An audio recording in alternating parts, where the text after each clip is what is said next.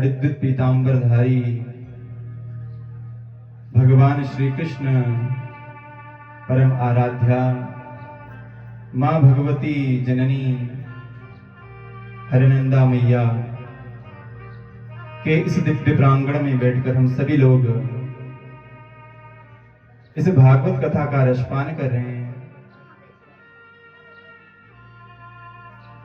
कथा में सभी उपस्थित माताएं, बहनें, ज्येष्ठ श्रेष्ठ सभी के चरणों में इस व्यास मंच से सत नमत वंदन। और कथा में सभी ब्राह्मण वर्ग, हमारे आचार्य, ज्येष्ठ श्रेष्ठ संगीतज्ञ सभी को इस दास का नमन वंदन। कृपामयी पावन तुल्य इस श्रीमद् देवी भागवत महापुराण को हम सभी लोग बड़े भक्ति भाव से श्रवणपान कर रहे हैं। परम पूज्य महंत श्री बलदेव गिरी महाराज जी के पावन सानिध्य में उनके कृपामयी दृष्टि से बड़े भक्ति भाव से उनके चरणों में, मां भगवती के चरणों में बैठकर इस कथा मृत का रसास्वादन कर रहे हैं। और कथा में सभी आए इस जगत वाटिका के भविष्य के फूल, नन्हे नन्हे बाल गोपाल कन्याएं जो साक्षात मां भगवती राधा स्वरूप, उनके चरणों में दंडवत प्रणाम। कहते हैं माताओं, हरि की कथा होत है जहां, तीरथ हो चली आवे तहां। जहां पर मां भगवती की इस पावन मंगल में कथा का गायन होता है, वहां पर सभी तीर्थ आकर विराजमान हो जाते हैं। वह स्थान कुछ कोई साधारण स्थान नहीं रह जाता, वह क्या बन जाता है? साक्षात नैमिषारण्य बन जाता है। नैमिषारण्य में कौन विराजमान रहते हैं? सौनकादिक 88,000 ऋषि, जहां पर श्री सूत जी महाराज उनको सत्संग सुना रहे हैं, अब भागवत सुना रहे हैं। इसलिए एक तो स्वयं यह मां भगवती का प्रांगण है, स्वयं अपने में खुद एक दिव्य प्रांगण स्थान है। और यहाँ पर सारे तीर्थ, गंगा, यमुना, त्रिवेणी सभी विराजमान है। यहाँ कोई साधारण स्थान नहीं है, क्योंकि मैंने कल भी बताया, क्योंकि इस कथा को सुनने के लिए देवता लोग भी लालायित रहते हैं। कब हमको यह दिव्य कथामृत का रसास्वादन भगवान सुनाए, मां भगवती सुनाए, निरंतर सुनने के लिए लालायित रहते, उद्यत रहते।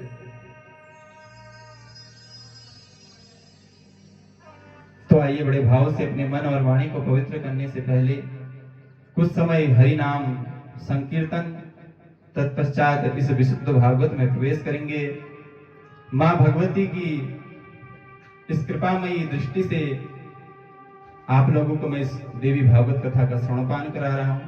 यह सब मां भगवती की कृपा है, क्योंकि मां भगवती के बिना एक पत्ता भी नहीं हिल सकता। वह चाहे तो लंगड़े को अनेकों बड़े बड़े पर्वत पर चढ़ा सकती, अगर वह चाहे तो उसको वहीं पर धराशायी कर सकती, क्योंकि सब मां भगवती की कृपा दृष्टि से ही यह संसार चल रहा है। तो आइए पहले अपने मन और वाणी को एकाग्र करें, पवित्र करें, क्योंकि मन हमारा अभी बाहरी प्रपंचों में फंसा हुआ है। गृह कारज नाना जंजाला, ते अति दुर्गम शैल विशाल। तो घर रूपी जो जंजाल है, इसमें अनेकों कष्ट आते हैं, क्योंकि मन बाहर गया हुआ। जब तक हमारा मन चित्त एकाग्र नहीं होगा, तब तक कथा ना समझ में आएगी, ना भगवती के पावन चरणों में हमारा मन लगेगा। उस मन को एकाग्र करने का एक ही साधन है, वह क्या है? हरिनाम संकीर्तन। जिस प्रकार हम प्रातः काल उठ के स्नान करते हैं, पवित्र जब हमारा शरीर शुद्ध हो जाता है, तब हम भगवान के चरणों में बैठकर भगवान का वंदन पूजन करते हैं। उसी प्रकार पहले अपने इस मन को शुद्ध करना है। जब मन शुद्ध हो जाएगा तो हमारा मन स्वयं मां भगवती के चरणार बिंदु में लग जाएगा। तो आइए सभी लोग बड़े भाव से मीठी मीठी तालियां बजाते हुए मां भगवती का गुणगान करते हैं। बोल भगवती मैया की जय हो।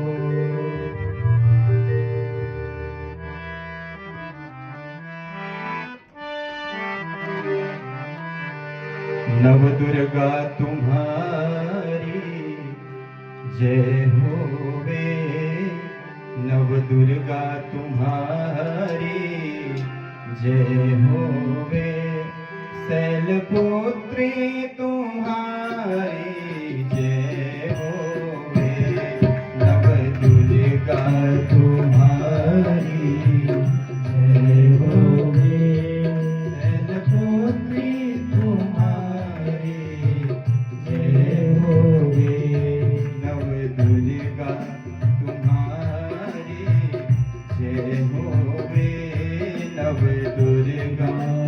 सभी लोग आइए मीठी मीठी तालियां बजाते हुए।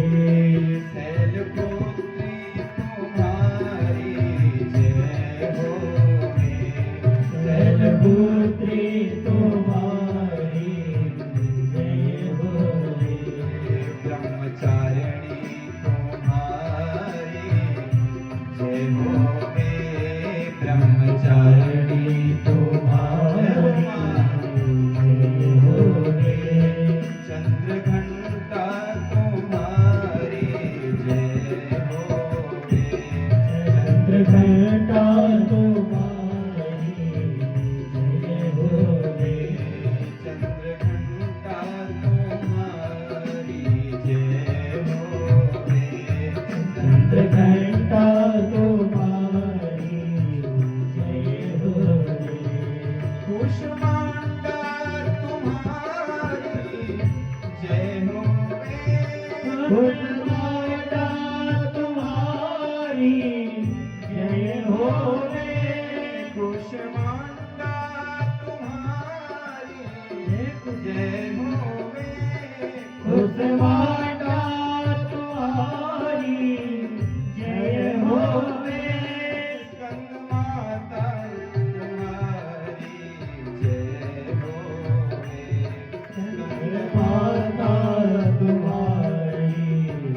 जय होवे, स्कंद माता तुम्हारी जय होवे, स्कंद माता तुम्हारी जय होवे, कात्यायनी तुम्हारी जय होवे, कात्यायनी तुम्हारी बनाइए प्रेम से होवे, कालरात्रि तुम्हारी जय होवे, कालरात्रि तुम्हारी जय होवे, कालरात्रि तुम्हारी जय होवे, कालरात्रि तुम्हारी जय होवे, माँ गौरी तुम्हारी जय होवे, माँ गौरी तुम्हारी जय होवे, माँ नारी तुम्हारी जय होवे, माँ गौरी तुम्हारी जय होवे, सिद्धिदात्री तुम्हारी जय होवे, सिद्धिदात्री तुम्हारी जय होवे, माँ भवानी तुम्हारी जय होवे, माँ भवानी तुम्हारी जय होवे, कल्याणी तुम्हारी जय होवे, कल्याणी तुम्हारी जय होवे,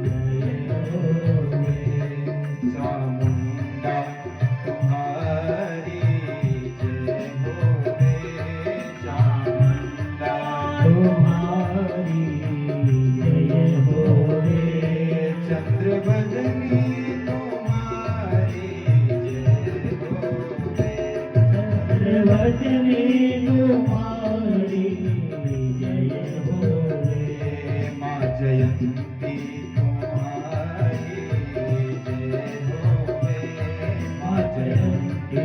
सभी लोग गाइए प्रेम से। जय होवे, माँ चंडिका तुम्हारी जय होवे, माँ चंडिका तुम्हारी जय होवे, माँ दुर्गा तुम्हारी जय होवे, माँ दुर्गा तुम्हारी जय होवे, अन्नपूर्णा तुम्हारी जय होवे, अन्नपूर्णा तुम्हारी जय होवे, चिंतपूर्णी तुम्हारी जय होवे, चित्रपूर्णी तुम्हारी जय होवे, राज राजेश्वरी तुम्हारी जय होवे, राज राजेश्वरी तुम्हारी जय होवे, माँ काली तुम्हारी जय होवे, माँ काली तुम्हारी जय होवे, महाकाली तुम्हारी जय होवे, काली तुम्हारी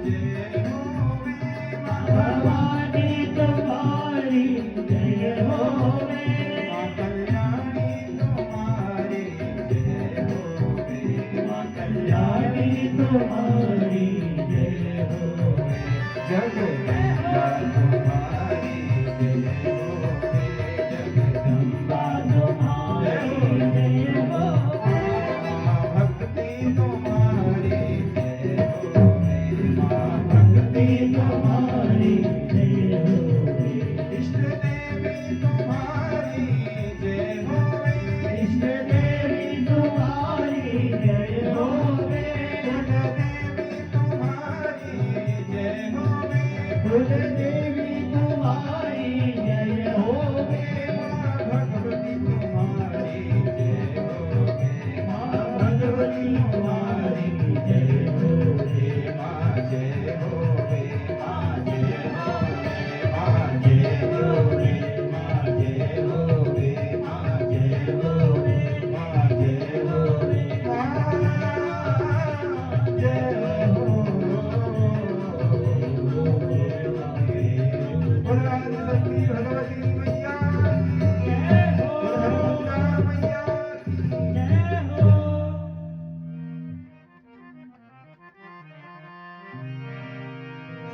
सच्चिदानंद रूपाय विश्वोत्पत्त्यादि हेतवे तापत्रय विनाशाय श्रीकृष्णाय वयं नमः।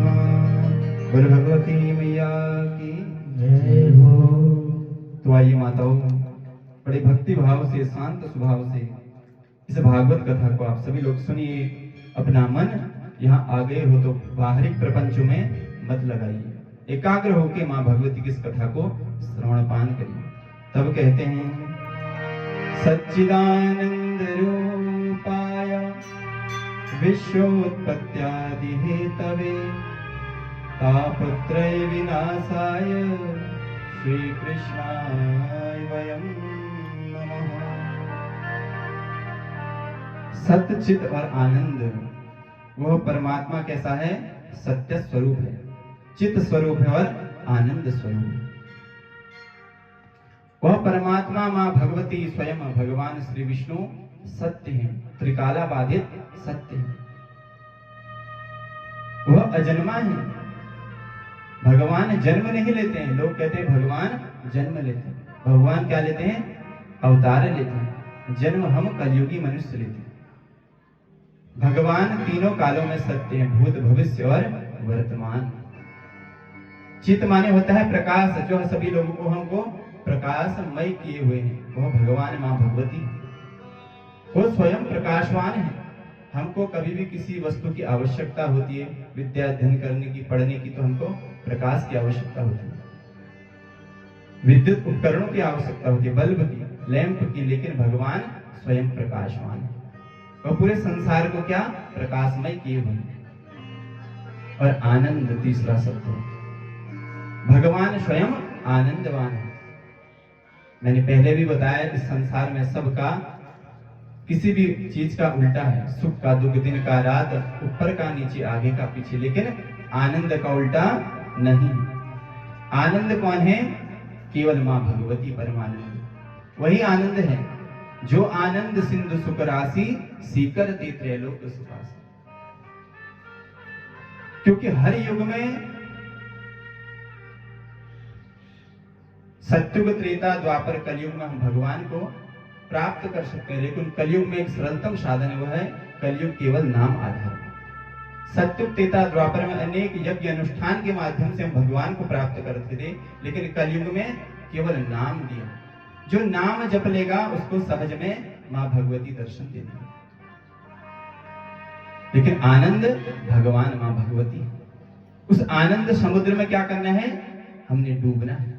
अगर डूब जाएंगे तो हमारा जीवन कल्याणप्रद हो जाएगा। सतचित आनंद विश्वोत्पत्ति आदि हेतवे, जो विश्व की उत्पत्ति हेतु की जो कारण है, जो विश्व को उत्पन्न भी करते हैं, पालन भी करते हैं, उसका संहार भी करते हैं, वह कौन है? भगवान भगवती। तापत्रय विनाशाय श्री कृष्णाय वयम नमः। 3 प्रकार के ताप कहे गए हैं, दैहिक, दैविक और भौतिक। दैहिक ताप क्या है?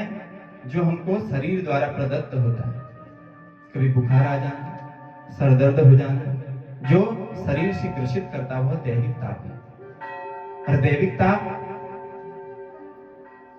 जैसे कहते हैं कि कुंडली में हमारी यह ग्रह खराब हो चुके हैं, शनि की 7.5 हो चुकी है, जो ग्रह हमारे विपरीत हो जाए वह दैविक ताप, जो देवताओं द्वारा प्रदत्त होता है। और भौतिक जो सांसारिक, जैसे कभी बाढ़ आ जाना, भूकंप आ जाना, वह भौतिक ताप है। दैहिक ताप, भौतिक ताप। राम राज्य काहू नहीं व्यापा। यह सभी ताप सभी युगों में मनुष्य को ग्रसित करते हैं, लेकिन राम जी का राज्य ऐसा था जिसमें यह ताप उनको ग्रसित नहीं करते थे। श्री कृष्णाय वयम नमः, ऐसे भगवान श्री कृष्ण मां भगवती को हम प्रणाम करते हैं। श्री शब्द यहाँ पर राधा मां भगवती के लिए दिया है। श्रीमद् भागवत में कहीं पर राधा जी का नाम नहीं है। श्री शब्द से ही राधा जी को संबोधित किया है। श्री माने लक्ष्मी, जो राधा श्री लक्ष्मी स्वरूप है, भगवती स्वरूप है। ऐसे मां भगवती श्री कृष्ण को हम सभी लोग प्रणाम करते हैं। बोल भगवती मैया की। तब कहते हैं, कल के कथा में हम सभी लोगों ने बड़े भक्ति भाव से सुना, माया की प्रबलता क्या है, भगवान ने कैसे अवतार लिया देवकी के गर्भ से, और वसुदेव जी द्वारा भगवान श्री कृष्ण को गोकुल में पहुंचाया गया। वहां से मां भगवती आई और चतुर्भुज रूप में प्रकट हुई। जैसे ही कंस मारने को उद्यत हुआ, मां भगवती चतुर्भुज रूप में आकाश मंडल में स्थापित हुई और कहा, तुझे मारने वाला कहीं अन्य उत्पन्न हो चुका है, तू मुझे क्या मारेगा, और तेरा काल का ग्रास वह आगे जाके बनेगा। बोल कृष्ण कन्हैया लाल की। उसके पश्चात हमने श्रवणपान किया, मां भगवती ने महिषासुर नामक दैत्य का वध किया। हम भी महिषासुर हैं। हमारे अंदर जो काम, क्रोध, लोभ, मोह, मद जो अंदर भरे हैं ना, वह सब महिषासुर ही हैं। जब तक वह नहीं निकलेंगे तब तक हम महिषासुर ही रहेंगे। हम भी महिषासुर ही हैं। जिस दिन हमारे अंदर से वह निकल जाएंगे तो हम एक सिद्ध पुरुष बन जाएंगे। जब तक वह अंदर रहेंगे तब तक महिषासुर ही हैं हम भी, और वह सभी को सताते हैं। और वह दूर कैसे होंगे? केवल मां भगवती की आराधना चिंतन मात्र से। इसके पश्चात मां भगवती ने उस महिषासुर का दैत्य का वध किया और सभी देवता लोग भगवती की स्तुति करने लगे। ब्रह्मा सृजत्यवति विष्णुरिदं महेशः सत्या तवेव हरते ननु चान्तकाले ईशानतेऽपि च भवन्ति तया विहीना तस्मात् त्वमेव जगतः स्थितिनाशकर्त्री।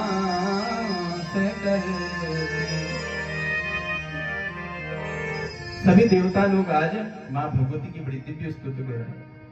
हे माँ, आप ही इस जगत को रचने वाली है, पालन करने वाली, सृष्टि करने वाली और संहार करने वाली। आपके ही एक तिरछी नजर से ब्रह्मा विष्णु महेश की सृष्टि का पालन, संहार और उत्पत्ति करते हैं। यह केवल शक्ति आप में है। इस प्रकार सभी देवताओं ने मां भगवती की बड़ी सुंदर स्तुति की और इसके पश्चात जन्मेजय कहने लगे, हे मुनिवर, देवताओं से वंदित